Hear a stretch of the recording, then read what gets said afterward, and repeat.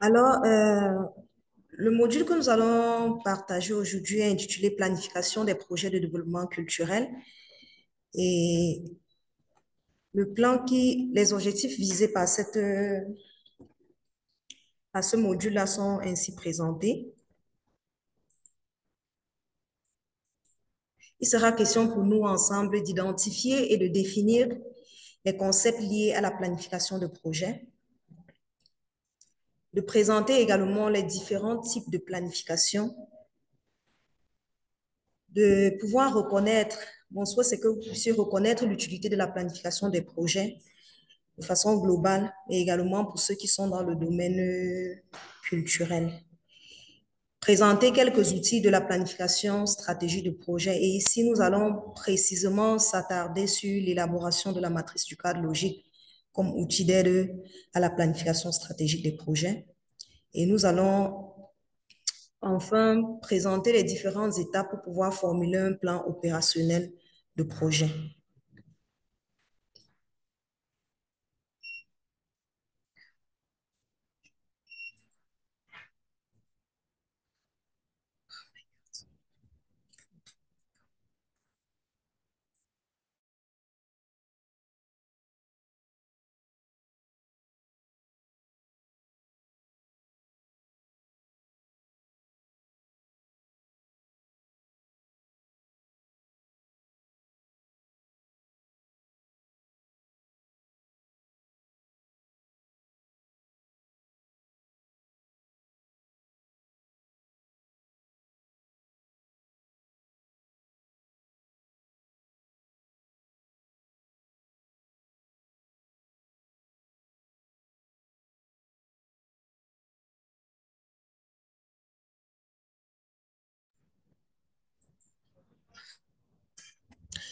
Alors, mon souhait dans le cadre de ce moment où nous allons partager ensemble, c'est que je souhaite que chacun de nous puisse bloquer son micro ou alors laisser son téléphone éteint ou en mode silencieux. Question que nous puissions écouter la présentation sans avoir un problème de compréhension ou d'écoute. Et je souhaite aussi que la participation vraiment aux discussions soit vraiment de mise, que chacun se sente à l'aise de pouvoir poser des questions lorsque nous allons ouvrir les fenêtres pour pouvoir poser des questions. Donc, il faut participer, il faut questionner et que lorsque quelqu'un pose la parole, qu'on laisse l'écouter, qu'on l'écoute et en attendant que la parole puisse être également diffusée à une autre personne. Alors, avant de commencer, je ne sais pas si je peux avoir le profil des différentes personnes qui m'écoutent. Ça m'aurait aidé quand même pour pouvoir savoir comment je pourrais orienter éventuellement les explications qui vont suivre avec la présentation. Donc, je pourrais laisser le soin, puisque nous ne sommes pas assez nombreux, que chacun puisse se présenter et voilà ses attentes pour cette formation. Et j'aimerais aussi savoir si vous exercez déjà dans le domaine culturel ou bien c'est juste, du moins, c'est un thème qui vous a intéressé ou bien vous n'êtes pas du tout dans le domaine culturel. Merci. Donc, je vais désactiver le son de mon micro.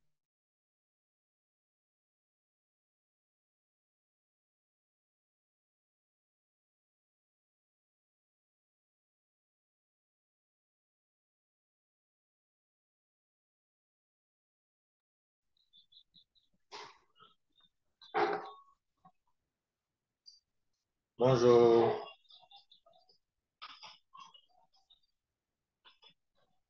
est-ce qu'on me reçoit?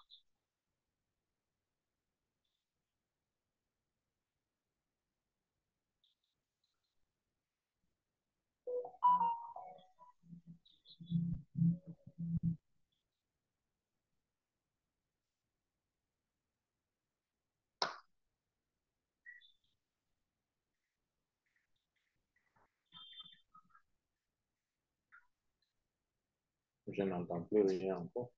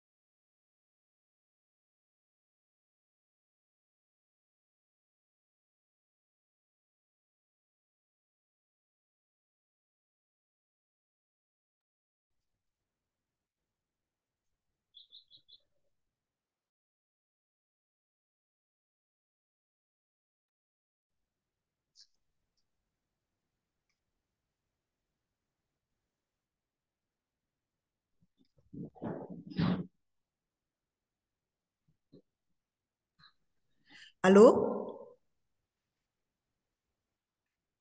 Allô? Oui, je vous entends maintenant. Vous me recevez aussi? Oui, je vous reçois. Est-ce que vous pouvez très vite vous présenter? Ok, moi je suis Kassim Bengali, je suis un opérateur culturel au Mali, promoteur d'un centre culturel et un festival culturel aussi. Ok, that's good. Merci bien. Est-ce qu'une autre personne peut prendre la parole? Je vous en prie.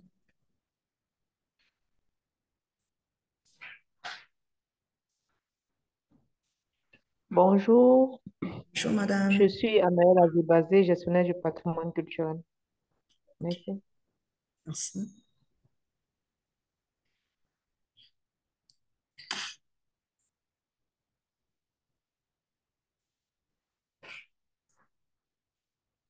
Est-ce qu'il y a une autre personne qui peut prendre la parole?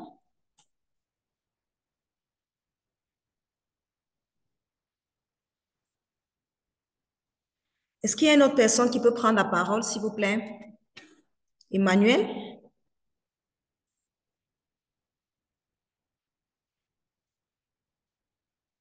Tu as encore désactivé les sons? Est-ce que vous pouvez activer votre son et votre micro et parler?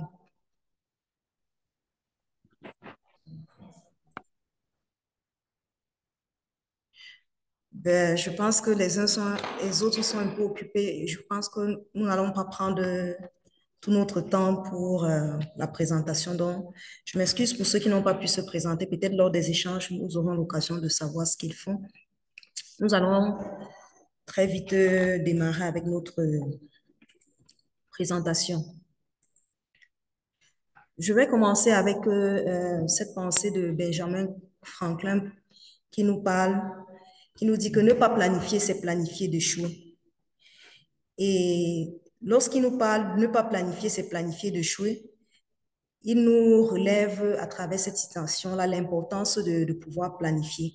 Parce que la planification, déjà, elle est importante dans tous les domaines de nos vies. Et chacun de nous, d'une façon ou d'une autre, s'est déjà exercé à la planification, que ce soit dans nos vies personnelles. Parce que j'imagine qu'aujourd'hui, déjà, pour prendre part à ce webinaire, vous avez forcément mis cela dans vos programmes d'action de cette journée. Et ça, déjà, c'est un élément, c'est de la planification, en fait. Mais aujourd'hui, le thème qui nous réunit, c'est de pouvoir penser la planification, pas seulement à l'échelle individuelle, mais à l'échelle d'un projet, et précisément d'un projet de développement culturel. Donc, il est important de planifier, et même si le plan est, je veux dire, mal conçu, mais il est déjà important d'avoir un plan, même s'il n'est pas vraiment parfait, que de n'avoir pas du tout un plan. Et c'est pourquoi cet exercice s'avère important pour chacun de nous dans l'exercice de nos différentes activités. Alors, le plan de la présentation se décline comme suit.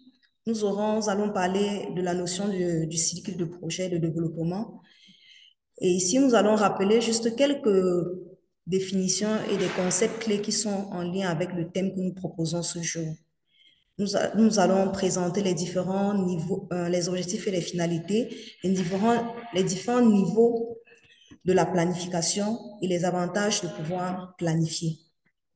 Et le deuxième thème, nous allons nous appuyer sur la planification des projets de développement culturel. Nous allons voir d'abord un premier thème qui est en lien avec la planification stratégique. Et nous allons mobiliser ici là l'élaboration de le cadre logique comme un outil d'aide à la planification stratégique du projet.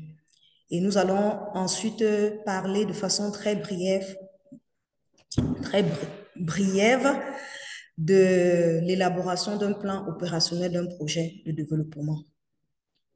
Alors, sans plus tarder, nous avons le premier thème. Et en guise d'introduction, ce qu'il faut noter, c'est que nous avons fait des constats récurrents.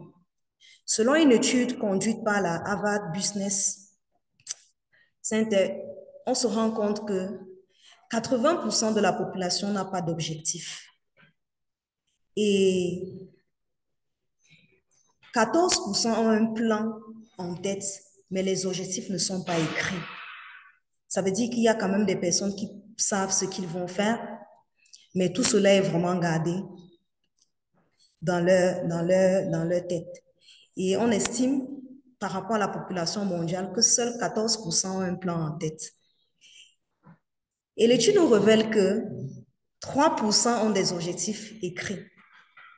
Parce que quand on formule, parler de planification, c'est parler déjà de formulation des objectifs et de prévoir et de fixer des objectifs qu'on va pouvoir se réaliser.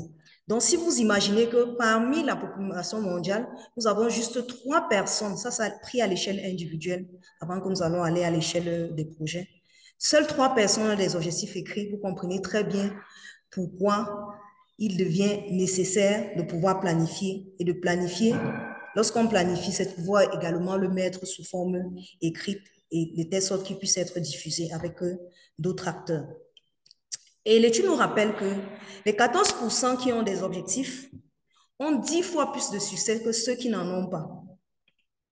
Tandis que les 3 qui ont des objectifs écrits sont 3 fois plus performants que les 14% qui n'ont pas d'objectifs écrits. Alors, si nous allons maintenant dans le contexte des projets, nous remarquons que ces chiffres-là se répercutent également dans le cadre des projets. Parce que lorsque les projets ne sont pas planifiés, lorsqu'on n'a pas pu fixer les objectifs des projets et lorsqu'ils ne sont pas matérialisés, c'est-à-dire écrits, il est fort probable que nous n'arrivons pas à les mettre jusqu'au bout ou alors à les atteindre. Et on a justement cette information-là. Une organisation qui adopte une méthodologie de gestion de projet est 28 fois beaucoup plus performante que celle en moyenne que celle qui ne le fait pas. 28 fois beaucoup plus performante. Et parlant de la méthodologie de gestion de projet, il faut comprendre que la gestion de projet, c'est un tout. Et parmi les éléments en lien avec la gestion de projet, nous avons la planification, qui est celui-là, le thème qui nous réunit aujourd'hui. Donc, si les organisations n'adoptent pas une méthodologie de gestion de projet dont la planification y est inclue, on peut admettre qu'elles ne seront pas performantes et par conséquent, les projets pour lesquels elles comment dirais-je, elle s'est promis de réaliser, elle forcément ne pourra pas atteindre les objectifs. Et lorsque cette planification est mal faite, forcément, ça a une incidence sur d'autres paramètres de la gestion de projet.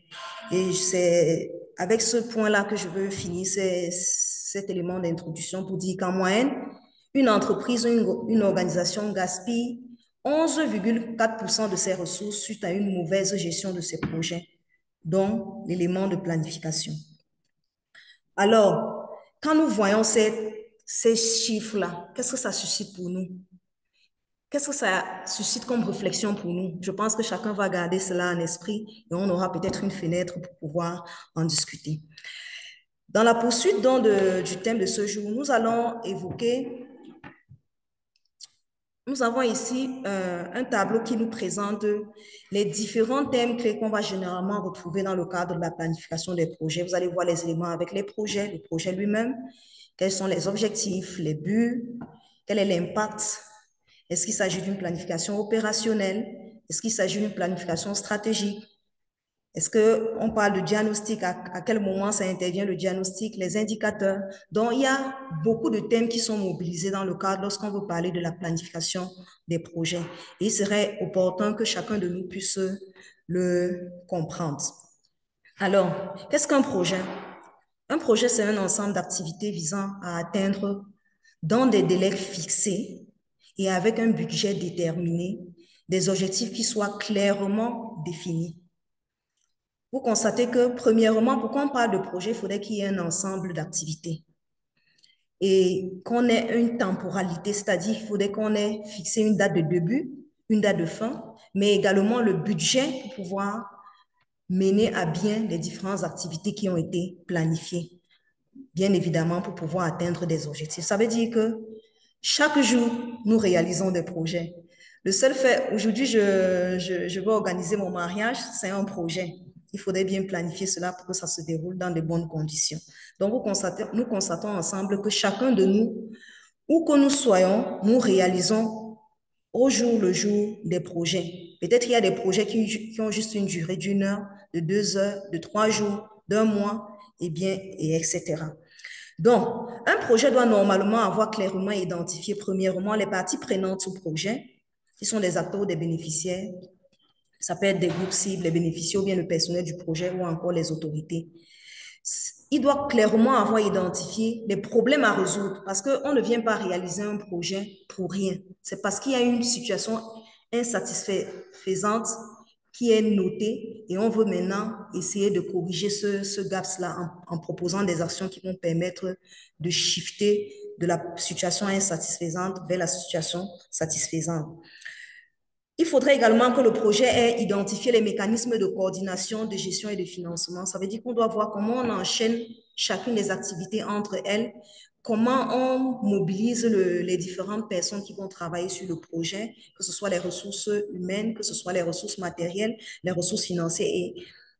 Et c'est tout ce package-là qui fait qu'on est dans le processus de gestion. En même temps, on doit pouvoir également avoir les modalités de suivi et évaluation qui va nous permettre de savoir est-ce que nous sommes réellement en train d'aller vers le but pour lequel nous nous sommes fixés. Et on a également un niveau d'analyse, que ce soit social, financier, économique des résultats, parce que lorsqu'on a mené à bien les différentes activités, il faudrait bien qu'on voie ce que ça nous a produit comme résultat sur le terrain, que ce soit en termes d'avantages durables ou non durables. Alors, lorsque nous avons pris connaissance de la notion de projet, il faut également comprendre qu'il y a, à côté de la notion de projet, nous avons la notion de programme, qui cette fois-là est un ensemble de projets qui visent un objectif commun et qui a une cohérence entre eux. Voyez-vous, pour ceux qui sont dans le domaine de développement, généralement, toutes les actions que nous posons, c'est encadré par les plans cadres. Vous allez voir, aujourd'hui, on va parler des objectifs de développement durable. Tous ces différents objectifs-là, vous allez voir que les actions des organisations de développement sont calquées ou bien sont sous cette tutelle-là. Donc, le programme est un ensemble de projets et il embrasse généralement divers secteurs, des thèmes ou des zones géographiques. Et il utilise une approche multidisciplinaire et fait intervenir généralement de multiples institutions. Nous avons à côté un petit tableau qui nous présente comment on finit d'abord par définir une mission qui a également ses objectifs généraux, ses objectifs spécifiques, ses résultats et ses activités. Mais c'est maintenant l'objectif spécifique de la mission globale qu'une organisation peut s'être fixée qui devient maintenant l'objectif général d'un programme. Et ainsi de suite jusqu'à ce qu'on affiche la question de projet. On peut encore l'affiner à des échelles beaucoup plus petites. Je pense que devant, avec l'étude de cas, nous allons un peu voir ça, comment cela se matérialise. Alors, si nous parlons de projet, forcément, nous devons faire appel premièrement à la gestion du cycle de projet. Et la gestion du cycle de projet, ce sont les différentes étapes qu'il faut pour pouvoir gérer un projet. Généralement, nous partons au départ de l'idée pour un projet. C'est-à-dire, dans le projet de développement, on a une idée. De la même façon qu'un entrepreneur culturel ou un entrepreneur agricole, il part toujours d'une idée et qu'il essaie maintenant de définir les différentes activités, de voir si son idée est réellement possible d'être déroulée. Donc, il va faire un diagnostic pour pouvoir évaluer réellement les chances de réussite de ce projet-là. Et c'est dans ce diagnostic-là qu'il recense réellement la faisabilité. Est-ce qu'elle est faisable sur le plan social? Est-ce que j'ai les compétences pour pouvoir réaliser ce projet? Ou alors, à l'échelle d'une organisation, est-ce que mon organisation a les compétences nécessaires pour pouvoir réaliser ce projet-là? Est-ce que nous avons les ressources matérielles? Est-ce que nous avons les ressources financières? Est-ce que le projet peut même être accepté auprès des bénéficiaires? Voilà autant de questions qu'on va se poser au niveau de l'étape de diagnostic. Après cette étape-là, on passe donc à la planification qui nous réunit aujourd'hui. Et la planification consiste à élaborer la meilleure stratégie pour pouvoir répondre aux problèmes que nous avons identifiés sur le terrain, que nous avons identifiés dans le cadre de notre projet culturel ou bien dans le cadre de notre environnement. Et il faut dire qu'il y a toujours, on dit, il y a plusieurs voies pour pouvoir, plusieurs chemins mènent à Rome. Je voulais emprunter cette pensée-là. Plusieurs chemins mènent à Rome. Mais maintenant, il y a un chemin qui semble le plus adéquat en fonction d'un certain nombre de paramètres contextuels que tu prends en compte à un certain moment donné. Donc, l'objectif de la planification, c'est de déterminer quel est le meilleur de ces chemins-là et de pouvoir définir en même temps les indicateurs et un plan d'action qui va pouvoir encadrer les différentes actions. Lorsqu'on a déjà fait ce travail-là, il est question maintenant de pouvoir trouver le moyen de pouvoir mobiliser les financements pour concrétiser notre projet. Et lorsqu'on l'a fait, lorsque les financements sont mobilisés, on peut maintenant mettre en œuvre le projet.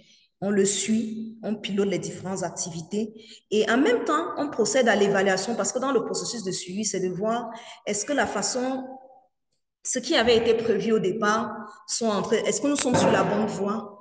Et si nous ne sommes pas sur la bonne voie, qu'est-ce qu'il faut recadrer pour pouvoir être sur la bonne voie? Et c'est aussi l'occasion pour un moment de pouvoir faire des réajustements parce qu'il y a des éléments du contexte qui ont peut-être changé, qui ont peut-être évolué et ça nous permet de revoir peut-être la stratégie du projet. Et enfin, on arrive à l'évaluation finale. Donc, puisque nous parlons des projets culturels, alors quelle est la compréhension que nous avons de la culture? La culture, pour nous, c'est l'ensemble des connaissances, des savoir-faire, des savoir-être, des traditions, des coutumes qui sont propres à un groupe humain ou social ou alors à une civilisation. Et généralement, lorsqu'on parle des éléments de la culture, il y a plusieurs facteurs qui permettent de définir les éléments culturels d'un peuple, d'un groupe social ou bien de toute une nation. Et le premier élément, c'est généralement la langue, qui va être le principal moyen de communication. Lorsqu'on on prend l'état du Cameroun, on va voir que la langue qui est parlée au Cameroun, c'est l'anglais et le français. Donc, c'est le principal moyen qui permet de véhiculer les idées, les croyances ou bien les valeurs d'une culture. On va également voir la religion et les croyances qui vont forcément influencer les valeurs de ce peuple-là ou les valeurs de cette communauté.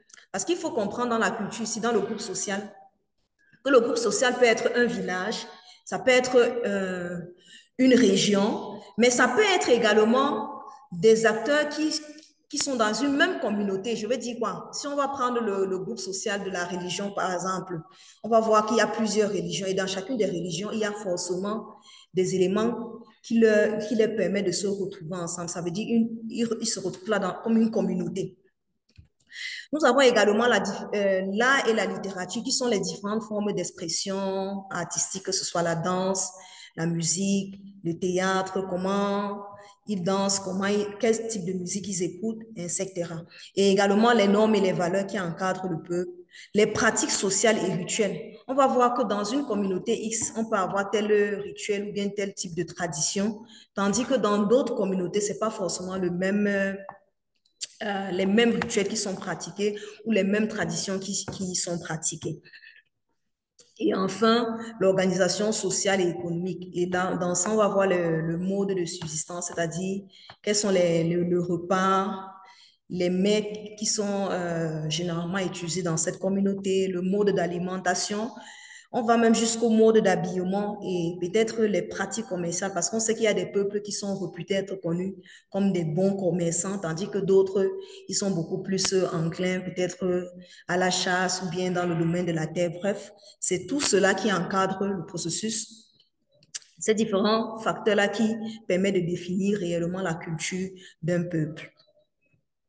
Alors, et si nous parlons donc de projets de développement culturel, il faudrait que nous comprenions que nous travaillons ici dans le cadre d'un projet de développement et non dans le cadre d'un projet d'affaires.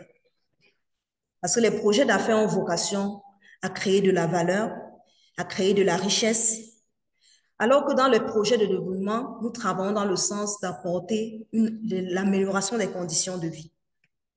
L'amélioration des conditions de vie des populations, l'amélioration d'un peuple ou de tout un État. Alors, un projet de développement culturel, c'est une initiative stratégique qui vise à préserver à promouvoir ou à valoriser la culture au sein d'une communauté, d'une région.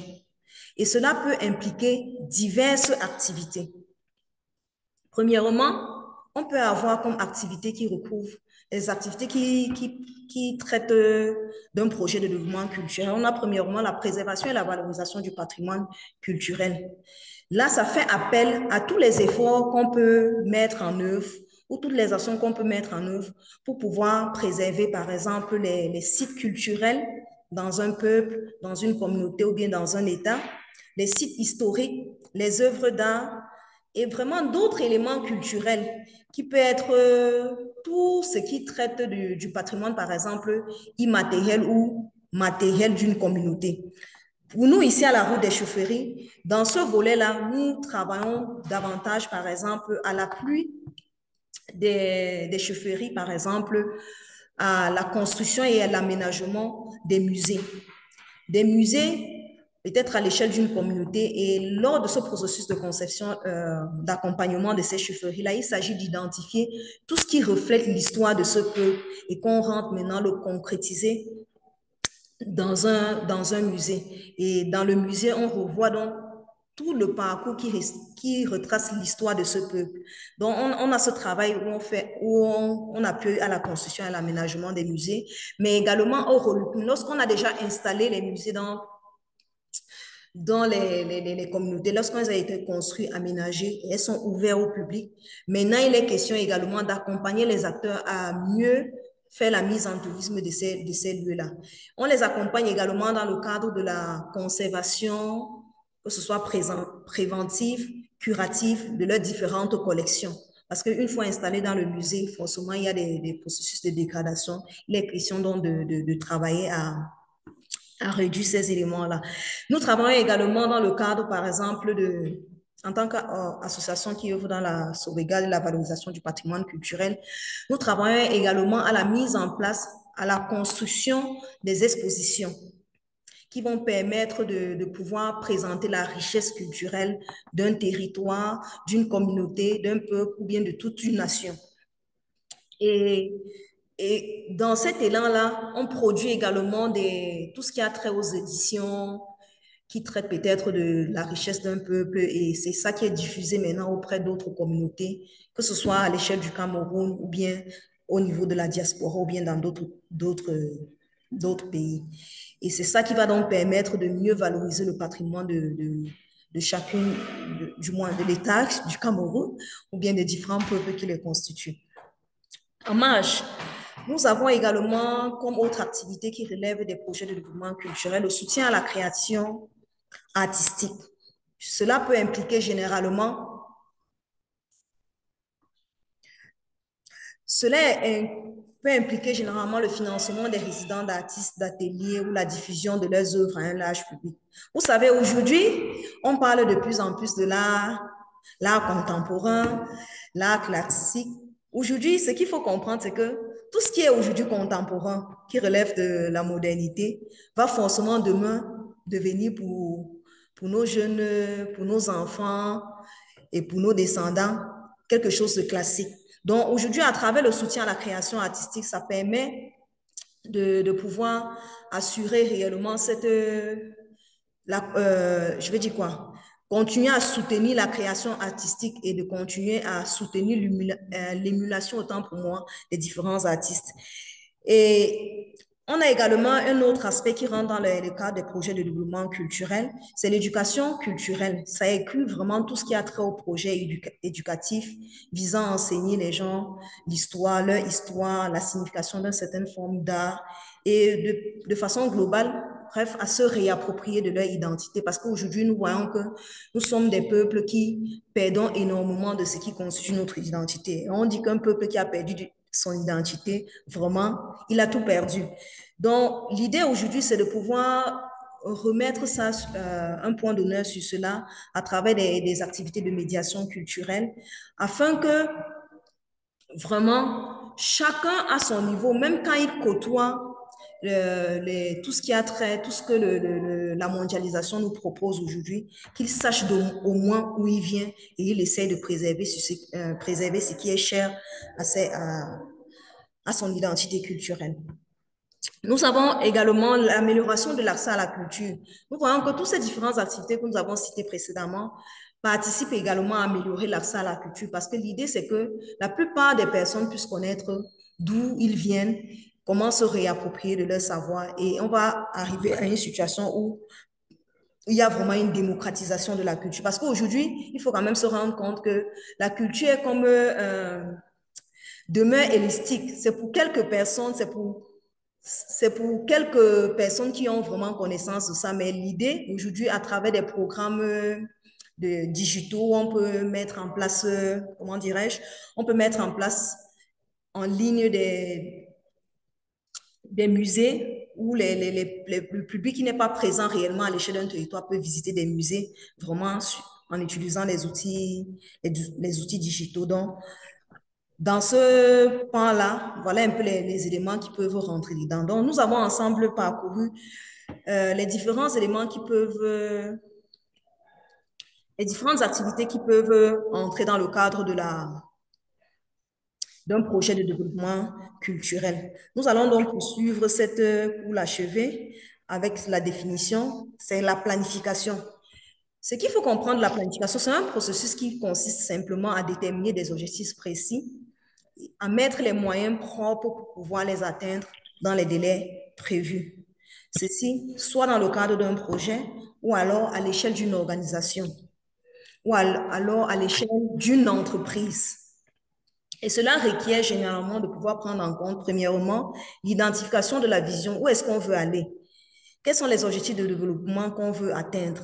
Lorsqu'on a clarifié cela, ça va nous définir maintenant quelle est la meilleure stratégie pour pouvoir atteindre cette vision-là et réaliser les objectifs que nous sommes ainsi, que nous avons ainsi formulés. Après ça, nous allons donc décliner ces objectifs-là en différentes activités clés et pouvoir définir et attribuer réellement les ressources qu'on doit pouvoir mobiliser pour pouvoir atteindre cette vision-là. Et après, nous allons également prendre les mesures à tout niveau afin de pouvoir concrétiser réellement les différentes activités que nous avons mises. Parce que lorsqu'on a mobilisé les ressources humaines, matérielles, financières, etc., il faudrait maintenant être sûr que les activités sont en train d'être déployées sur le terrain comme prévu. Et enfin, la vérification réellement de la conformité pour voir si on a réalisé ce qui avait été prévu et de recenser les écarts. Et il faut dire que la planification, on recense deux niveaux de planification. Premièrement, la planification stratégique, qui est le processus par lequel une organisation décide où elle veut aller et pourquoi elle veut aller dans cette voie-là. Et elle choisit également dans le même ordre d'idée les différentes lignes de conduite possibles. Parmi les différentes lignes de conduite possibles, celle qui va maximiser ses chances d'y parvenir.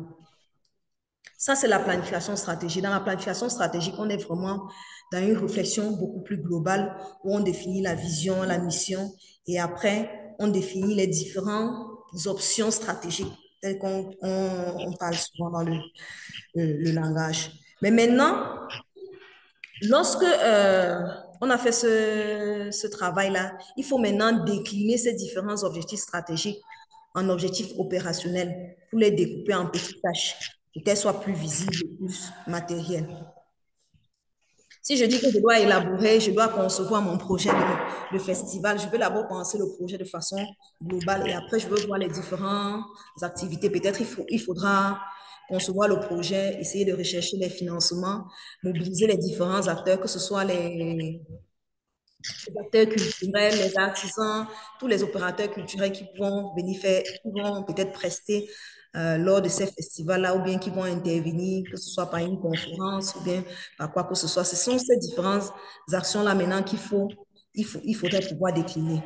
Et en parlant de planification stratégique, on décline ça dans la planification opérationnelle. Cette fois-là, c'est le processus qui consiste à déterminer comment les objectifs décrits dans le plan stratégique seront atteints sur le terrain. Donc là, on est vraiment beaucoup plus dans le réel, on est beaucoup plus dans le concret, dans les petites tâches qu'on fait au quotidien qui vont permettre de pouvoir atteindre les différents objectifs qu'on s'est fixés. Et en termes de comparaison, ce qu'il faut dire, c'est que la planification stratégique, généralement, est axée sur les aspects stratégiques et elle guide l'orientation globale d'une organisation. en définissant sa vision, sa mission ou bien les buts et les objectifs stratégiques pour les réaliser. Généralement, elle couvre une période de long terme, 4 ans, 5 ans.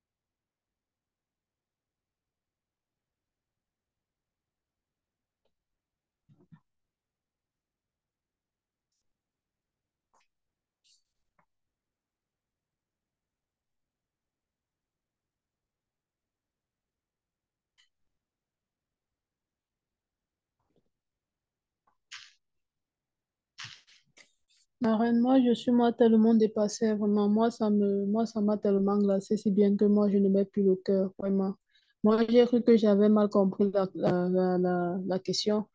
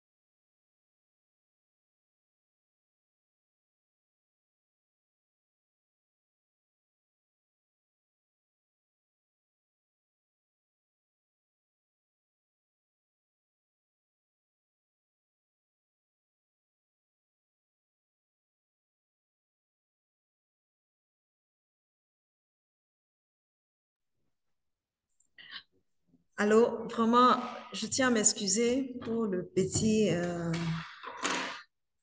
contretemps où nous sommes restés un peu, on avait un petit souci là à gérer. Je pense que tout est OK maintenant. Donc, j'étais en train de dire qu'en matière de planification stratégique, c'est quelque chose qui concerne la planification dans le long terme, généralement 3 ans, 4 ans, 5 ans. Et l'estran principal de cet exercice-là, c'est le plan stratégique. Tandis que dans la planification opérationnelle, c'est vraiment les éléments qui vont nous permettre de décliner les différentes actions à mener pour pouvoir atteindre les objectifs fixés, de clarifier également les ressources pour pouvoir réaliser ces activités-là. C'est-à-dire, on va déterminer les coûts, on va déterminer également le plan de mobilisation des ressources. Et généralement, ce sont des plans qui se font qui concerne une durée de court terme. Généralement, 3 mois, ça peut aller jusqu'à 2 ans. Mais vous allez voir qu'en pratique, généralement, on va se limiter pour faire des plans annuels.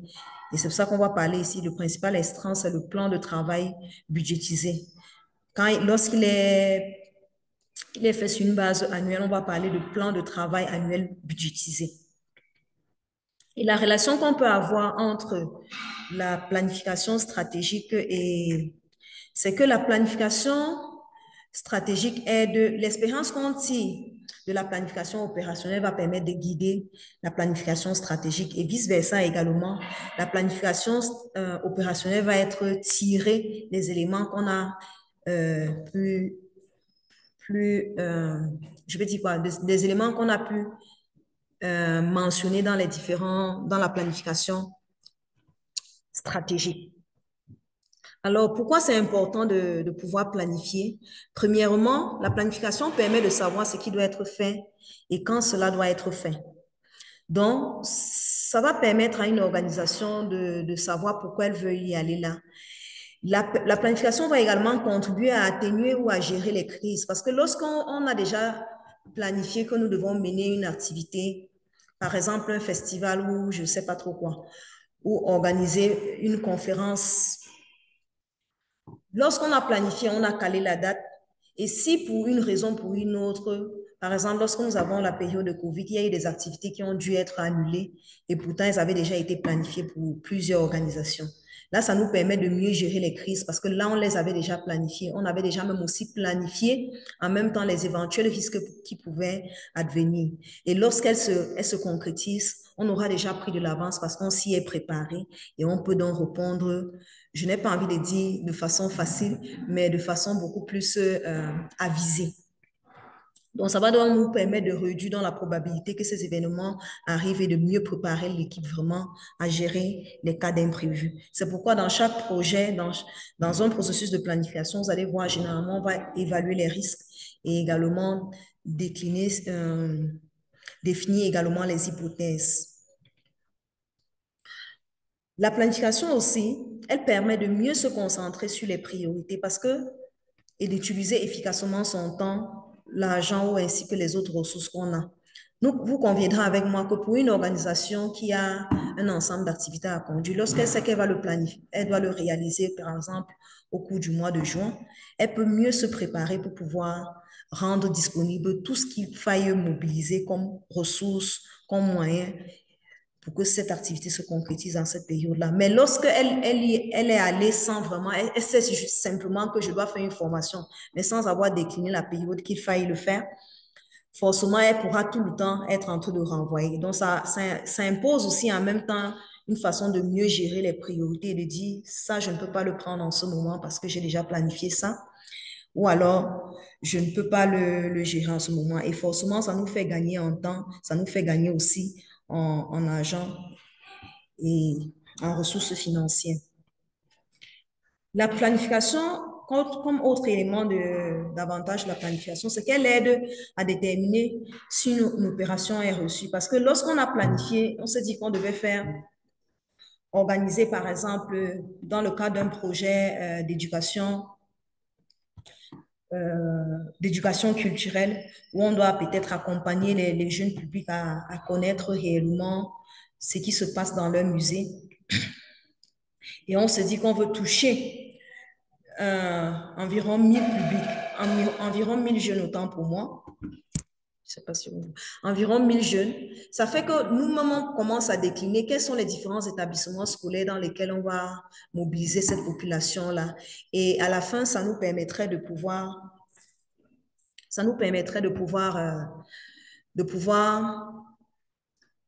apprécier si réellement on a atteint les 1000 jeunes qu'on voulait toucher dans le cadre des activités de médiation culturelle et d'évaluer vraiment les écarts qu'on a pu avoir avec les objectifs qu'on s'est fixés. Sur le plan culturel réellement, la planification, en marge de ce que nous avons dit précédemment, ça va nous permettre, par exemple, à l'échelle d'un peuple, d'une communauté, de pouvoir cartographier les différentes ressources culturelles qu'on rencontre dans cette zone-là et de fournir également les idées pour pouvoir mieux les valoriser, pour pouvoir mieux les faire connaître d'abord de ce peuple, mais également des autres publics. Et ça va renforcer la cohésion entre les différents acteurs du secteur culturel dans le sens où, dans le processus de planification globale, on fait fédérer les différents acteurs dans ce processus-là. En les fédérant pour pouvoir réfléchir ensemble les actions qui peuvent être développées, ça fait que les idées qui sont générées permettent d'aligner les acteurs sur des objectifs communs, contrairement à lorsqu'il est fait de façon individuelle, pris à l'échelle individuelle, et qu'on vient finalement imposer une activité qui n'était pas prévue ou qui n'était pas considérée comme urgente pour cette population-là. Dans le cadre des projets, on va parler généralement de la pertinence. Ça permet également de générer de nouveaux partenariats parce que dans l'exercice de la planification stratégique, il y a aussi un travail qui est fait dans le sens de recenser les différentes parties prenantes qui peuvent aider à atteindre les objectifs qu'on s'est fixés. Et dans l'élan de pouvoir recenser ces différents partenaires-là, on recense des partenaires que peut-être en tant qu'organisation, on n'a pas eu souvent l'occasion de travailler avec eux. Et c'est l'occasion pour nous donc d'engager de nouveaux partenariats pour pouvoir co-construire certains projets de développement culturel. Par-dessus tout, la planification dans le cadre des projets de développement culturel permet aussi de prendre encore la dimension culturelle du développement. Nous savons que lorsque nous parlons de développement durable, autant pour moi, nous voyons la dimension sociale, la dimension économique, la dimension environnementale. Généralement, la dimension culturelle est occultée. Et je pense que c'est Amartya Sen qui nous rappelait qu'il y a l'importance de prendre en compte ces dimensions culturelles parce qu'on ne peut pas parler de développement sans connaître d'où nous venons, d'où nous sortons. Et également, ça va nous permettre de définir de façon globale les orientations globales de l'action à conduire et de consulter aussi les populations et de prendre des décisions qui soient communes. Maintenant, là, nous entrons dans le vif du sujet qui est la planification et nous allons précisément ici, puisqu'il s'agit des projets de développement, nous allons précisément mobiliser un outil qui est le cadre logique comme un outil d'aide à la planification stratégique des projets de développement culturel. Est-ce que jusqu'ici, vous avez une bonne compréhension? Est-ce que vous avez des problèmes? Est-ce que vous voulez... il y a des personnes qui ont des choses qui restent encore pas très claires dans leur esprit. Peut-être ce serait l'occasion de pouvoir intervenir ou bien alors nous allons continuer pour pouvoir prendre les contributions à la fin.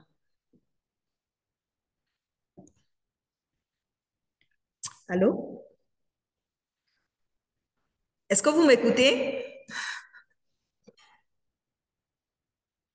Ben, tout le monde est mieux. Oui. Oui, est-ce que Oui, quelqu'un... oui, nous écoutons. Ok, très bien. Donc, s'il n'y a pas de préoccupation, avec votre permission, nous allons continuer. J'invite donc les uns et les autres à fermer leur micro pour que nous continuions. Donc, planification des projets de développement culturel, nous allons voir le cadre logique. Et il faut dire qu'il y a plusieurs outils qui peuvent être mobilisés pour la planification stratégique des projets de développement culturel. Mais ici, nous n'avons pas l'intention de pouvoir présenter tous ces outils-là. Nous allons présenter deux outils. Premièrement, l'analyse SWOT analysis, qu'on appelle encore la fenêtre FORM, qui va nous permettre de faire une analyse vraiment très rapide, un brainstorming très rapide d'une problématique qui se pose à nous. Et généralement, pour le faire, on va pouvoir analyser, on peut le faire à l'échelle d'une personne individuelle dans le contexte peut-être d'un projet.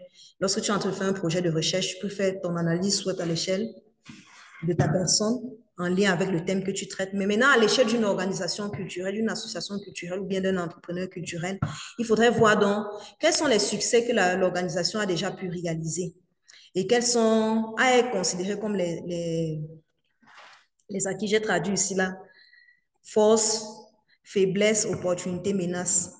Je crois que là, il y a une petite erreur qui s'est glissée. Donc, on va examiner le F traduit sur les succès. Quels sont les aspects positifs que l'organisation a déjà pu mener dans le thème que nous voulons traiter. Pour nous, en tant qu'association groupe des chefferies, nous travaillons depuis plus de 20 ans dans le cadre en vue de la sauvegarde et de la préservation du patrimoine culturel. Et en ce sens-là, nous avons travaillé à la mise en place de plusieurs réseaux de musées qui aujourd'hui, pour certains, fonctionnent, d'autres également. Il y a toujours certains manquements. C'est de voir donc ce qu'on a pu réaliser vraiment comme positif. Les succès, peut-être, nous avons organisé à un moment donné l'exposition au niveau du musée du Quai Branly. C'est tout ce qu'on a pu réaliser vraiment de positif, ce qui a été un succès dans notre démarche depuis que nous existons à l'échelle d'une organisation. Maintenant, nous allons prendre ce qui est également faiblesse vraiment pour voir quels sont nos échecs. Et il faut dire que ces éléments, les forces et les faiblesses sont analysées sur le plan interne, c'est-à-dire sur le plan de l'organisation ou bien sur le plan de la personne lorsqu'il s'agit d'une analyse des forces et des faiblesses à l'échelle d'une personne. Et maintenant, nous allons regarder tout ce qui a été échec, aspect négatif ou bien les problèmes que nous avons rencontrés, les difficultés que nous avons rencontrées ou bien ce que nous n'avons pas du tout aimé, les différentes actions que nous avons pu conduire au sein de notre organisation. Mais maintenant, lorsque nous examinons l'autre fenêtre qui est la fenêtre opportunité et menace, on le regarde sur le prisme de l'environnement externe. Ça veut dire qu'en termes d'opportunité, on va voir ce qu'il y a comme opportunité, ce que notre environnement nous donne comme opportunité. Qu'est-ce qu'on peut exploiter dans notre environnement et qu'on peut capitaliser ça pour pouvoir améliorer les différents projets que nous mettons en œuvre ou bien ce qu'on peut valoriser pour permettre une évolution positive de notre organisation. Et à l'échelle des menaces, on va également voir tout ce qui est risque, obstacles, les craintes, tout ce qui peut vraiment influencer dans la mise en œuvre de nos activités. Donc, voilà un outil qui permet pour chacun de nous d'avoir déjà une vision assez globale vraiment d'une situation, que ce soit à l'échelle d'une organisation, d'un projet ou bien à l'échelle personnelle. Maintenant, nous allons prendre le deuxième élément qui est vraiment un outil très important pour tous ceux qui travaillent vraiment dans le monde du développement, c'est le cadre logique. Le cadre logique, nous allons l'analyser ici comme un outil de planification stratégique. Qu'est-ce que le cadre logique? Il faut dire que le cadre logique, c'est un document, si je veux le dire comme ça, qui est exigé pour la plupart des bailleurs. Sinon, je n'ai pas envie de dire la quasi-totalité, sinon la totalité des bailleurs de fonds lorsqu'il faille financer un projet de développement. Et avec cet instrument-là, le bailleur a l'opportunité de ne pas rentrer dans un document de projet pour prendre les détails d'un certain nombre de choses, mais avec ça, il a une vision, vraiment une photographie réelle de tout ce que tu veux mener dans le projet. Donc, on va donc voir ensemble comment on peut élaborer ce tableau-là et comment ça peut nous aider. Donc, le cadre logique est un ensemble de procédures et d'instruments d'analyse, de planification et de suivi et d'évaluation des projets qui favorisent la participation des concernés et assure aussi la transparence des actions à travers des objectifs mesurables. C'est un tableau à double entrée et qui a généralement une première logique verticale où on va retrouver, qu'on peut également appeler le résumé descriptif, la logique d'intervention ou le descriptif sommaire du projet. Donc, ça ne doit pas nous déranger si on voit logique d'intervention dans le cadre dans la matrice d'un cadre logique ou bien descriptif sommaire. Selon l'approche de gestion axée sur les résultats, par moment, on va l'appeler la chaîne de résultats. Maintenant, sur cette logique, la première logique verticale, on va retrouver généralement l'objectif global, les objectifs spécifiques, les résultats que j'ai qualifiés ici d'aura, mais on peut aussi voir finalité, objectifs spécifiques, résultats, activités, où on peut voir but. Vraiment, on a plusieurs appellations et vraiment, ça ne devrait pas nous déranger selon que dans un appel, par exemple, à projet, on rencontre l'option aura ou bien l'option fora ou l'option bora. Vraiment, ça ne devrait pas nous déranger. Ça traite de la même question. Maintenant, on a également une logique horizontale qui nous permet d'ébaucher déjà le système de suivi et évaluation. Il faut dire que cet outil-là, c'est un outil de communication avec les parties prenantes parce que généralement, lorsqu'on veut soumettre une proposition de projet, le bailleur va nous demander d'abord, premièrement, ce document-là, qui lui permet de voir s'il y a vraiment cohérence dans les activités que vous avez prévues. Par moment, ça peut être associé à une note conceptuelle. Donc, c'est un élément qu'on communique entre le bailleur, mais également entre d'autres parties prenantes, c'est-à-dire les autorités administratives, les autorités techniques, etc.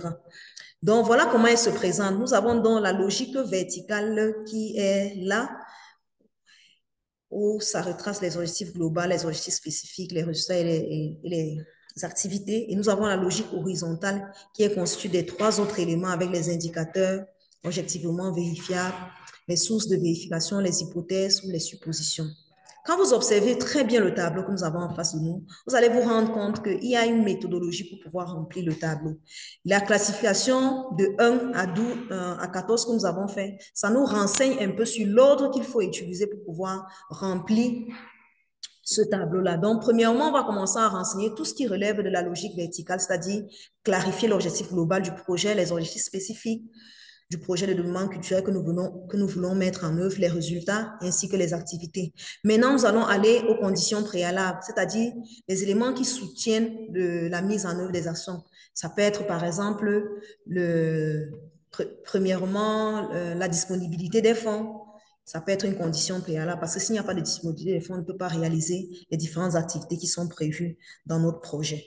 Alors, comment nous remplissons ce tableau-là? Premièrement, on va se poser la question de savoir pourquoi le projet a entrepris. Ça nous permet de traduire ici, là, l'objectif global. Quels sont les effets qu'on attend du projet qui nous permet de traduire les objectifs spécifiques du projet? Quels résultats le projet se propose-t-il d'atteindre? Là, ça va nous permettre de définir les différents résultats attendus et comment le projet compte-t-il atteindre ces résultats-là. Là, ça nous définit donc les différentes activités qui vont être mises en œuvre pour pouvoir participer à la mise en œuvre, atteindre les objectifs que nous sommes fixés. Quels sont les facteurs externes qui revêtent de l'importance pour la réalisation des objectifs? Généralement, c'est là où on va voir les suppositions, c'est-à-dire les conditions et les risques. Et comment donc allons-nous mesurer le degré de réalisation des objectifs? Là, ça va traiter de la question des objectifs, les indicateurs objectivement vérifiables et où pouvons-nous trouver les données pour pouvoir évaluer les projets. C'est généralement là où nous allons parler des sources de vérification. Premièrement, ce qu'il faut comprendre, c'est que l'objectif global d'un projet, c'est l'amélioration de la conséquence finale d'une situation. Donc, ce que le projet devra contribuer ou favoriser. Généralement, ça s'inscrit dans le cadre d'une politique nationale ou locale. Donc, ici, il s'agit de l'impact. Donc, toutes les fois, nous allons formuler un projet de développement culturel. Il faut comprendre que l'objectif global, c'est que nous, on participe. Vous savez très bien que les organisations de la société civile viennent seulement accompagner l'État dans le cadre de la mise en œuvre de ces différentes prérogatives.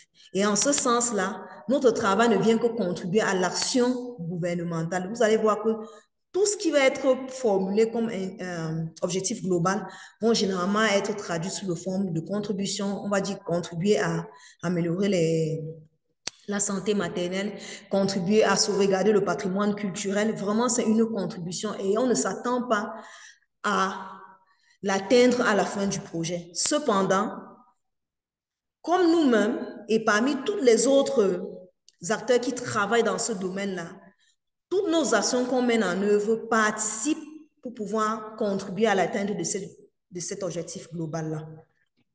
En revanche, lorsque nous parlons de l'objectif spécifique, généralement, ce sont les objectifs qui sont visés par l'intervention. Ça veut dire quoi? Ça veut dire qu'à la fin de la mise en œuvre d'un projet, par exemple, de médiation culturelle, il faudrait qu'on se rassure que cet objectif-là soit atteint. Ça veut dire que tous les indicateurs qu'on aura formulés qui seront en lien avec l'objectif spécifique du projet ou alors les objectifs spécifiques du projet, il faudrait que ces indicateurs-là soient atteints. Donc, on va voir ici les effets. C'est comme un impact, mais cette fois-là, c'est un effet. L'effet, c'est un impact à court terme, alors que l'impact, il est déjà beaucoup plus à long terme. Maintenant, nous avons les résultats attendus, qui sont les changements ou les améliorations qui sont produits par les activités. Et cela permet d'atteindre l'objectif spécifique. Et enfin, nous avons les activités qui sont des actions concrètes qui vont être réalisées dans le projet et qui permettront d'atteindre les résultats attendus. Alors, quelles sont les étapes pour pouvoir élaborer la matrice du cadre logique? Premièrement, il y a une phase d'analyse. Parce que pour pouvoir arriver à concevoir un projet, si M. Kissam nous a, c'est bien Kissam, n'est-ce pas, il nous a parlé qu'il est un entrepreneur culturel et il participe à la mise en place d'un festival. Je ne sais pas sur quoi porte le festival.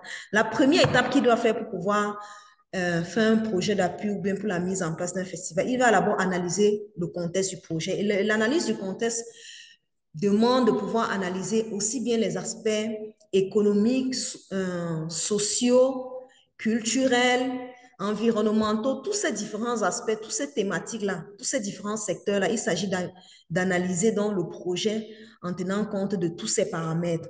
Et c'est ça qui va permettre de mieux clarifier comment se manifeste le problème que nous voulons adresser. Donc, cette phase d'analyse, nous allons faire l'analyse du contexte, nous allons faire l'analyse des problèmes, l'analyse des objectifs des parties prenantes et des différentes stratégies pour pouvoir répondre à la situation insatisfaisante que nous avons recensée. Lorsque nous avons fini cette phase-là, nous allons maintenant passer à la phase d'instruction et de financement où rentre réellement la planification. On va décliner maintenant les activités et on va passer à la planification opérationnelle. Donc, ici, on va déterminer dans la logique d'intervention, on va analyser les hypothèses et tout ce qui a trait aux indicateurs ainsi que la planification des activités et des ressources. Premièrement, en termes d'analyse du contexte, premièrement, il faut analyser, on a parlé du contexte déjà, analyser les parties prenantes. Ça veut dire que par rapport au problème que je suis en train de résoudre en ce moment, quels sont les différents acteurs qui sont concernés par le problème ou qui ont un intérêt dans la résolution de ce problème ou dans la recherche des solutions. Donc, les parties prenantes, c'est toute personne ou tout groupe de personnes qui peut influencer le projet, que ce soit de façon directe ou de façon indirecte, que ce soit positivement ou alors négativement. Vraiment, j'insiste bien sur l'aspect positivement parce qu'il ne faut pas voir les parties prenantes uniquement en termes de personnes qui peuvent apporter positivement au projet. Parce que si on a des personnes qui ne veulent pas que le projet, comment dirais-je, soit atteints, on doit également les recenser parce que cette fois-là, ils ne sont plus comme des alliés, mais ils sont des protagonistes. Et on doit pouvoir les identifier pour voir comment on va traiter ce genre d'acteurs-là, afin qu'ils n'inhibent pas les différentes actions que nous allons conduire tout au long de notre projet. Et généralement, parmi ces acteurs, on peut avoir les groupes de la société civile, que ce soit les associations de quartier, les groupes de producteurs, les groupes d'artisans, vraiment les musées, les entrepreneurs culturels, vraiment la liste est longue. On peut avoir les institutions gouvernementales, on voit généralement les organismes de tutelle, c'est-à-dire tous les ministères avec les services déconcentrés qui sont vraiment qui sont intéressés dans notre domaine d'action. Ça veut dire qu'ici, pour nous, au Cameroun, on va voir le ministère des Arts et de la Culture, on va voir le ministère de l'Éducation, de la Jeunesse, on va voir le ministère également, le ministère de la Jeunesse, lorsqu'on a des projets qui traitent avec, par exemple, l'employabilité des jeunes dans le secteur culturel, ou du patrimoine. On va voir également le ministère du Tourisme parce que lorsqu'on a préservé le patrimoine, il faudrait maintenant le faire connaître, il faut faire la mise en tourisme. On va voir le ministère du Tourisme ou alors d'autres acteurs également. On peut avoir le secteur privé ou des entreprises individuelles qui sont réellement, qui ont à cœur, par exemple, de protéger ou bien de valoriser tout ce qui a trait à la culture. Et on peut y voir, quand on parle des entreprises culturelles, on va voir les personnes qui sont détentrices des galeries d'art, des centres culturels, vraiment la liste étant longue. On peut avoir les membres même des communautés pour lesquelles on travaille. Ça veut dire qu'on peut aller dans une communauté, peut-être une zone rurale où on est en train de parler d'un projet de musée. Toutes les communautés qui sont concernées par les chefs, les autorités traditionnelles, ils sont toutes intégrés dedans. Et l'équipe même du projet, en tant que personne ressource qui va assurer la mise en œuvre des activités, sans oublier bien évidemment les partenaires financiers et techniques. Alors, lorsqu'on a fait cet exercice de recensement, il est très important de pouvoir catégoriser les différents types d'acteurs que nous avons. Et pour pouvoir les catégoriser, après qu'on a identifié bien évidemment le problème de développement qui se pose, on a identifié les parties prenantes, on va maintenant recueillir les informations sur le rôle respectif que peut jouer chacun des acteurs que nous avons identifiés. Ça veut dire qu'on va essayer d'identifier quels sont les intérêts, pourquoi ils sont intéressés à cette problématique-là, Quelles sont leurs motivations? Quelles sont les attentes? Parce que c'est important lorsque tu vas aller entrer dans un processus de négociation d'un partenariat avec un acteur de dire, voici ce que moi, tu gagnerais à faire partie de ce projet-là. Ça veut dire que quand tu connais déjà ses attentes, parce que tu as une idée de ce que la structure fait, quels sont ses objectifs, quelle est sa mission, ça peut maintenant te permettre de mieux orienter les échanges lorsque tu pars négocier une sorte de partenariat avec ces structures. On va également chercher leurs capacités, leurs forces, leurs faiblesses, mais aussi leur pouvoir. Est-ce que c'est un acteur qui a un intérêt élevé? Lorsqu'on se retrouve en face d'un acteur qui a un intérêt élevé et qui a un pouvoir élevé, il devient un acteur clé. Ça veut dire que cet acteur-là, on ne doit pas blaguer avec. Donc, lorsque vous êtes en train de faire cette analyse de planification stratégique là, en vue d'élaborer le cadre logique, il faudrait que vous soyez à même d'identifier parmi tous vos acteurs, quels sont ceux qui seront des acteurs clés, quels sont ceux les acteurs qui vont être juste des simples acteurs qui ont un intérêt faible et qui ont un pouvoir élevé, on doit les garder satisfaits. Ceux qui ont un intérêt élevé et un pouvoir faible, on doit les garder informés. Ça peut être, par exemple, les services déconcentrés, généralement. Ils ont un intérêt élevé parce qu'ils viennent d'abord, ils sont des acteurs qui participent au développement local, mais ils ont un pouvoir faible dans le sens où, en termes de pouvoir financier, ils n'en ont pas. Donc, par conséquent, ces acteurs, on doit les garder informés de l'action.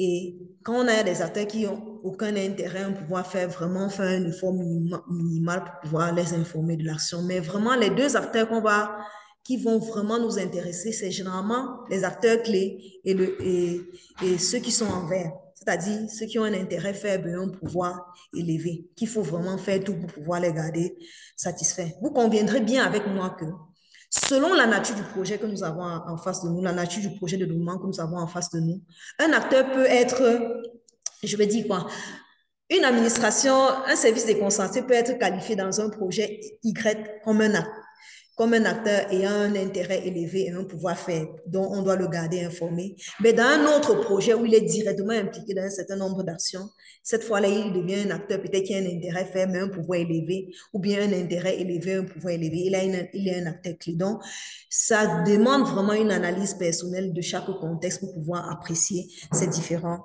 éléments-là. Alors, si nous sommes dans le cadre d'un projet, en ce moment, nous parlons de webinaire, quelles peuvent être les parties prenantes d'une telle activité? Parce que le projet de webinaire aujourd'hui, on va voir par exemple, d'abord, on va voir les participants que vous êtes. J'ai compris.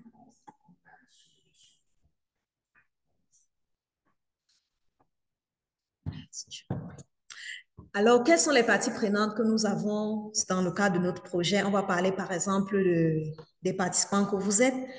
Selon vos différentes origines, on peut encore arriver à les classifier, ceux qui viennent, qui sont vraiment des entrepreneurs, ceux qui relèvent de la société civile, ceux même peut-être qui sont dans le cadre des administrations. On a également nous-mêmes en tant qu'équipe de projet, l'organisation qui organise tout cela, etc. Vous voyez que là, on a un peu défini les différents acteurs. Donc, maintenant, parce que lorsqu'on parle de l'analyse, le cadre logique, nous avons évoqué la nécessité de faire l'analyse des problèmes. Et dans l'analyse des problèmes, généralement, on le fait par le biais d'un diagnostic participatif. Quels sont donc les acteurs que vous allez inviter dans le cadre d'un diagnostic, dans le cadre de l'analyse des problèmes? Je vous laisse la réflexion pour que vous y meniez ça avant que nous arrivions à thème. L'arbre à problème, c'est un arbre qui met en relation un certain nombre de problèmes avec leurs causes et leurs conséquences, comme nous pouvons voir. Généralement, on a parlé d'arbre parce qu'on estime que le problème principal ici, le tronc représente le problème principal et qu'il y a plusieurs causes, dont des causes primaires, des causes secondaires et qui produisent des effets. Donc, il est important de commencer à identifier les problèmes à la base qui touchent les groupes cibles que nous avons identifiés. Nous allons maintenant analyser et identifier les relations de cause à effet. Quelle est l'action quelle est la cause qui produit tel effet? En leur identifiant, ça va nous aider à vérifier la logique de causalité, autant pour moi. Et généralement, le problème, c'est la situation insatisfaisante que nous, on a relevée à l'échelle d'une communauté, d'une nation, etc. Et dans cet exercice d'analyse des problèmes, elle doit généralement se faire par catégories socio-professionnelles, c'est-à-dire en segmentant, par exemple, la population homme, la population jeune, la population femme. Pourquoi? Parce que un même problème vécu par un groupe n'est pas vécu de la même façon par les hommes, par les jeunes et par les femmes. Donc, il y a une nécessité de comprendre comment pour un même problème, comment cela se vit au niveau des hommes, des jeunes et des femmes. Question de pouvoir proposer des actions qui seront dirigées envers chacune d'elles. Donc là, nous avons un arbre à problème que nous avons retracé pour une problématique en lien avec la culture et précisément le secteur créatif. Nous nous sommes rendus compte on a un problème. Les revenus des artisans fondeurs dans une communauté ici à l'Ouest, c'est en diminution et on a constaté que cela est dû au fait que les prix des produits vendus par les œuvres sont vraiment bas. Et ce qui explique cela, dans l'arbre à problème de cause à effet. Donc, premièrement, il y a la qualité moindre des produits. Les produits sont peu attrayants, certainement dû au fait qu'il y a un manque de créativité ou bien la finesse même dans la finition. Ce qui fait que le produit ne peut pas être vendu forcément au-delà des frontières camerounaises et que le public international puisse acheter des produits vraiment à des prix très bons. On voit également l'accès au marché limité pour ces artisans-là qui fait que finalement, ils proposent des produits qu'ils ont bien souffert pour pouvoir l'élaborer à des prix bas et forcément, ça a un impact sur leurs revenus. D'un autre côté, nous avons également le fait qu'il y a les pratiques de transformation qui sont rudimentaires autant pour moi, parce qu'ils utilisent des équipements qui ne sont pas vraiment adéquats, vraiment des équipements que j'ai envie de dire du jonglage, pour pouvoir produire les différentes œuvres d'art. Et le fait qu'il n'y a pas aussi une fonderie vraiment moderne pour pouvoir assurer le processus de production fait que, et la faible structuration aussi des artisans pour pouvoir, par exemple, acheter des équipements et les utiliser en groupe fait que ça réduit forcément la quantité qu'ils produisent. Donc, ils produisent des quantités, mais qui sont vraiment très faibles. Et tout cela, quand les quantités sont faibles et qu'il n'y a même pas déjà un marché suffisant, tout cela participe à réduire les revenus des artisans fondeurs. Donc, l'arbre à problème ici, là, comme on disait, il va permettre de décrire vraiment la situation. On est déjà dans l'arbre à objectif. Lorsqu'on a fini avec l'arbre à problème, on va maintenant convertir cela en arbre à objectif. C'est une situation qui nous permet de transformer simplement l'arbre à problème en situation favorable, bien évidemment en tenant compte toujours de la cohérence. Et ici, ce qu'on va visualiser, c'est la relation de moyens-fins. Donc, si on prend l'arbre à problème que nous avons autrefois et qu'on le traduit en réalisation positive, on va voir lorsqu'on améliore le processus de transformation des produits artisanaux et on améliore l'accès au marché des artisans, on constate que le prix qu'ils vendent les produits est aussi amélioré et forcément ça améliore les revenus. Et de la même façon, de l'autre côté, lorsqu'on améliore tout ce que nous avons cité, ça participe également à améliorer les revenus de fondeurs. Mais maintenant, quand on se retrouve là, il faut nous définir. Dans le cas d'un projet, il est question, nous avons parlé qu'il y a plusieurs objectifs stratégiques ou bien plusieurs options stratégiques. Il est question donc de définir quelle est l'option stratégique qui tient le mieux avec notre contexte, etc. Et c'est là où intervient donc l'importance de l'analyse de la stratégie.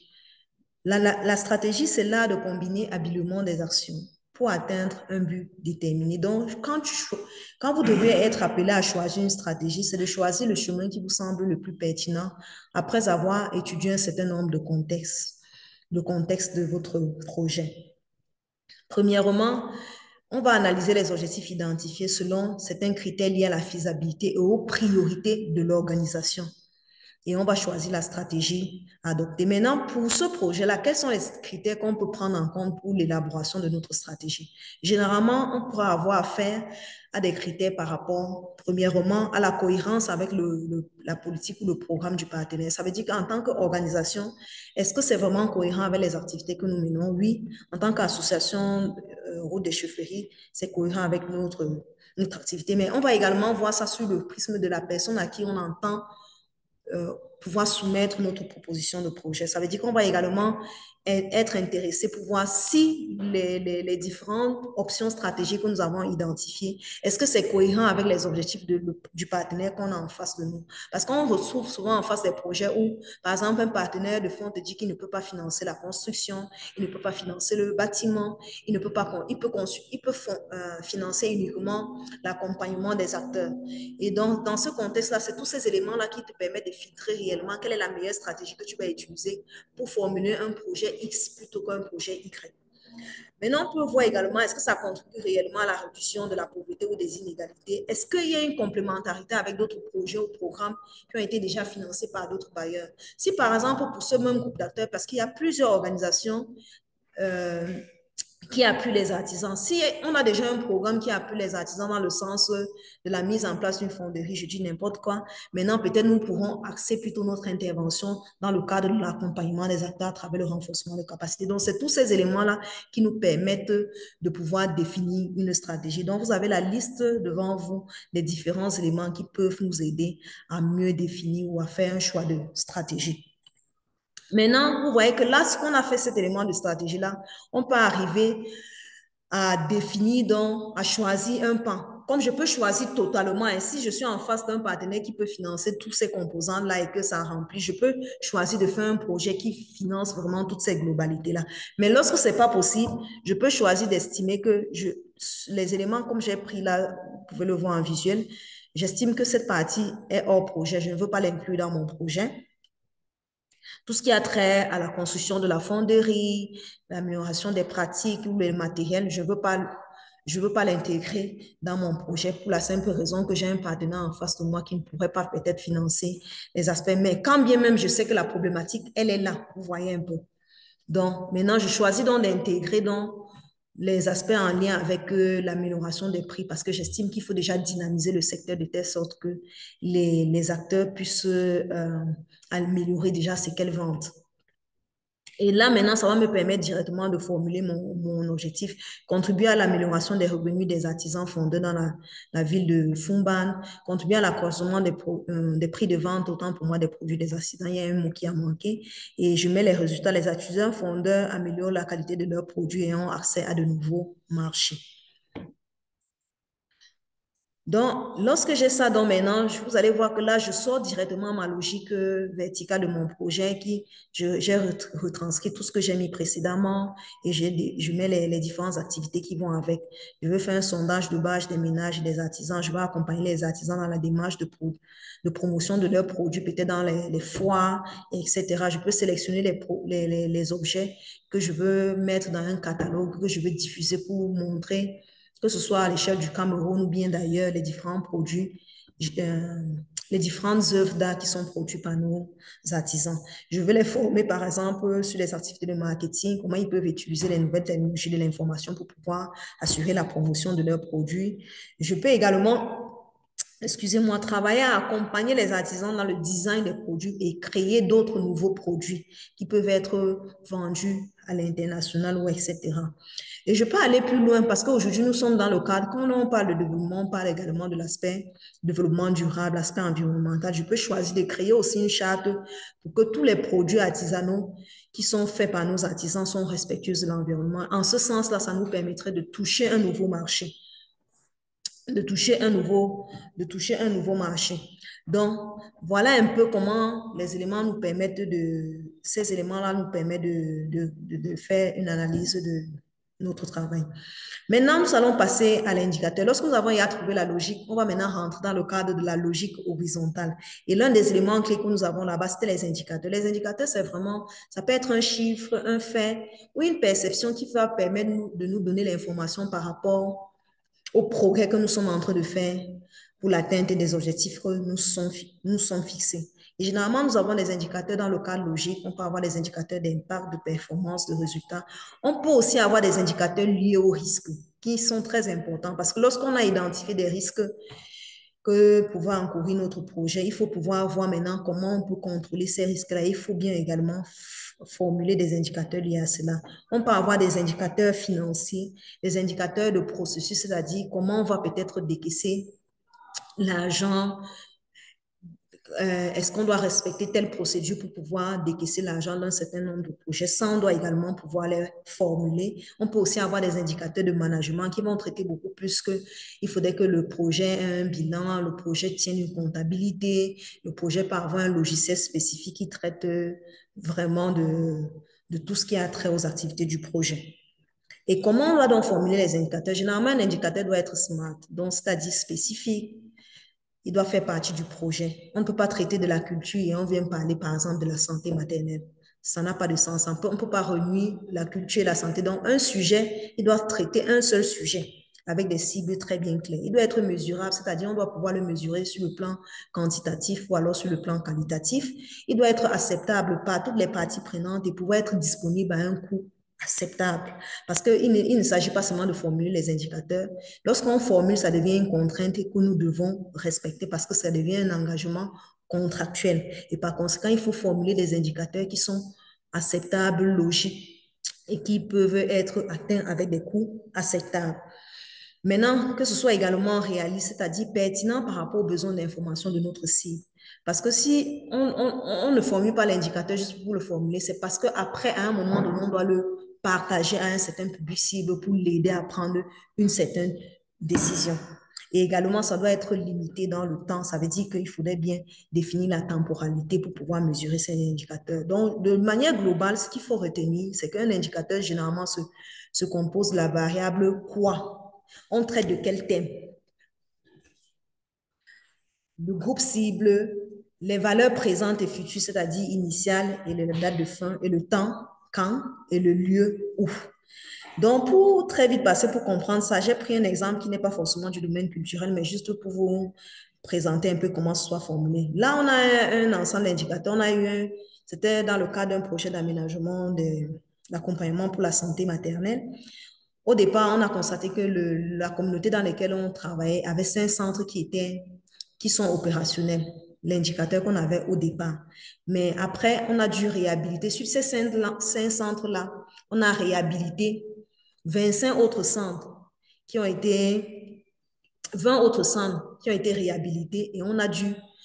L'indicateur de résultat, ce serait quoi ici? C'est de rendre, lorsqu'on a réhabilité, il faut maintenant que ce soit opérationnel. Ça veut dire qu'il est ouvert au public et les gens peuvent l'utiliser, les gens peuvent avoir accès.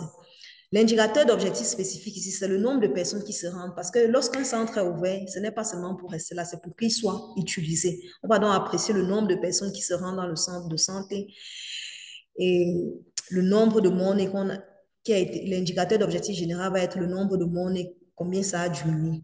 Donc, de la même façon, si on prend un festival, on va voir, est-ce qu'il y a un festival qui est organisé, par exemple, un festival culturel ou je ne sais pas trop quoi. Est-ce qu'il y a un festival qui existe déjà dans une communauté? Est-ce que c'est opérationnel? Sur quelle périodicité on l'organise? Est-ce qu'il fonctionne régulièrement? Peut-être on peut avoir organisé la première année, mais on a sauté encore 2 années. Pourtant, on avait prévisualiser que le festival s'organiserait chacune des années, combien de personnes s'y rendent et combien de personnes présentent leurs produits, combien de personnes ont été sensibilisées sur une thématique X ou Y. Donc, en termes d'indicateurs de management, nous voyons là qu'on va voir par exemple les centres qui utilisent une comptabilité analytique. Donc, vous voyez que le management, ça a trait vraiment aux aspects, tout ce qui a trait au management ou, je vais dire quoi, comptabilité, tout ce qui peut être outil de management. Donc, voilà un peu pour le projet des artisans. On se dit quels sont les indicateurs qu'on peut avoir. C'est un exercice que j'aurais aimé qu'on puisse le faire. On pourra ouvrir la discussion. C'est vrai qu'ici, là, on a pris une salle qui malheureusement, on nous demande de libérer sous peu. Vous allez m'excuser si je peux paraître un peu par moment rapide, mais on est presque sur le champ de fini. Donc, l'hypothèse, c'est quoi? Donc, c'est une condition qui est requise pour le succès du projet et généralement qui n'est pas sous le contrôle des gestionnaires du projet. Et ça doit faire l'objet d'un suivi. Il faut comprendre que le risque, pour définir une hypothèse, on va d'abord partir sur la base du risque, qui est la probabilité qu'un événement survienne et puisse avoir des répercussions négatives sur la réalisation des activités du projet. Donc, il est question pour nous d'identifier tous les risques qui peuvent faire qu'une activité du projet ne se réalise pas. Et maintenant, lorsqu'on les a identifiés, on va maintenant les traduire en hypothèse. La traduction en hypothèse voudrait dire que de façon pratique, ça veut dire que je réussis à maîtriser ou à contrôler ce risque. Donc, généralement, vous allez voir que les hypothèses sont formulées de manière positive, tandis que les risques sont formulés de manière négative. Donc, l'hypothèse, ce serait de dire, si le risque ne se passe pas, alors les résultats du projet seront atteints. Mais l'hypothèse va traduire le fait que si l'hypothèse ne se produit pas, ça va mettre en danger forcément l'atteinte des objectifs du projet. Et les sources de vérification ici, ça instruit où est-ce qu'on va aller chercher l'information pour montrer qu'on a atteint les résultats. Généralement, on va savoir, on va dire où trouver les informations. Est-ce que c'est dans des rapports? Est-ce que ce sont des statistiques? Est-ce qu'on va faire des observations sur le terrain? Est-ce que nous serons appelés à faire des enquêtes? Est-ce que nous serons appelés à à examiner des rapports qui existent déjà ou bien à produire des rapports techniques? C'est vraiment autant de questions qu'on doit se poser pour pouvoir remplir la colonne des sources de vérification. Maintenant, quels sont donc, lorsqu'on a fini ça, ça nous permet de générer globalement notre matrice du cadre logique. Et c'est dans cette matrice du cadre logique-là que nous allons donc tirer les éléments maintenant sur toutes les activités que nous avons identifiées pour pouvoir planifier de façon opérationnelle le projet. Alors, quelles sont les étapes clés pour pouvoir planifier le projet de façon opérationnelle? Premièrement, on va identifier les activités comme on l'a déjà fait dans le cadre logique. Et on va maintenant prendre chacune des activités que nous avons identifiées. Nous allons définir les coûts en renseignant les postes budgétaires. Ça veut dire qu'on va prendre chacune des activités, on va voir quels sont les postes budgétaires que cela mobilise. On va peut-être examiner aussi, par moment c'est nécessaire, lorsqu'on est dans un projet qui demande qu'on requiert le financement auprès de plusieurs bailleurs, on va voir la contribution. Il est nécessaire par moment de clarifier la contribution de chaque partenaire, c'est-à-dire si notre organisation supporte quelque chose, si on a aussi d'autres partenaires, ça peut être du secteur privé, ça peut être des bailleurs de fonds, on doit pouvoir clarifier ça sur qui prend quoi. Maintenant, on va prévoir aussi une provision pour les imprévus parce qu'il y a toujours des imprévus. S'il est vrai que pour certains bailleurs, ils vont refuser, par exemple, qu'on mette ces mentions imprévues, lors du processus de planification des activités ou de détermination des ressources, il faudrait bien intégrer cette valeur ressource. Ça veut dire que si on a une activité qu'on peut mener à 200 000, on va par exemple le budgétiser à 240 000 pour tenir compte de ces imprévus-là. Et on va définir maintenant les rôles, les responsabilités, et on va planifier les activités que nous avons prévues dans le temps. Alors, comment ça va se passer donc? Comme j'ai évoqué tout à l'heure, l'importance, une fois qu'on a identifié les activités, de voir comment on définit les postes de dépenses pour nous aider à le faire. C'est important toujours de prendre ces différents éléments. On va voir les ressources humaines qu'on doit mobiliser pour mettre en œuvre un festival. Qu'est-ce qu'il nous faut comme acteurs? Pour accompagner les artisans, qu'est-ce qu'il nous faut comme personnel? Est-ce qu'il nous faut quelqu'un qui soit formé dans les techniques de marketing ou bien alors on va recruter des consultants pour pouvoir conduire ces activités? Est-ce qu'on aura besoin de l'appui, par exemple, des autorités administratives, des autorités techniques? Tout ça, on doit pouvoir identifier.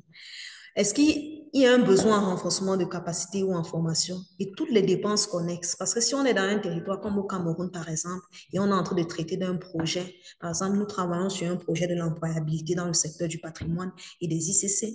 Si on doit travailler et on travaille à l'échelle du Cameroun, ça veut dire que le Cameroun parlant deux langues, on doit forcément intégrer la dimension du fait qu'il y a des régions qui sont anglophones. Et par conséquent, je dois capter les coûts inhérents, par exemple, à la traduction des différents supports que nous aurons produits et peut-être même le recrutement pour certains modules qu'on doit animer, de formation qu'on doit animer, par exemple, de capter aussi bien l'aspect